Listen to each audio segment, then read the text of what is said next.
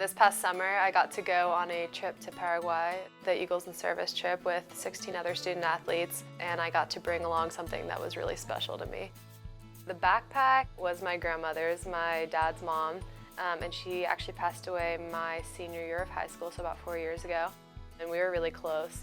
So she was a huge just adventurer in general, but traveler really, and our house is really close to Dulles Airport, and so whenever she was going to go on a trip, she would come and stay at our house the night before so she could just fly out and it was easier. So I would come home from school, I remember, and I would never know when she was going to be there, but I would walk in the front door and her green backpack would be sitting there and I'd be like, oh, Mama's here, and I'd run in and I'd be like, where are you going this time? Because I knew she was going on a trip, and she would say Nepal, South Africa, Egypt, wherever she went all over the world. But I knew that she had a suitcase with her usually too, but that green backpack was her traveling backpack, and she was going to go somewhere really cool, and I really looked up to her a lot. And so when she passed away, I promised my dad that I would try to keep the backpack traveling, and it's been really cool. I've taken it with me all over the world. Some of it was solo backpacking trips, and so that kind of brought me a sense of comfort, knowing she was kind of with me. So far I've taken her to Puerto Rico, I've taken her to Cuba, Germany, Italy, Austria, Croatia,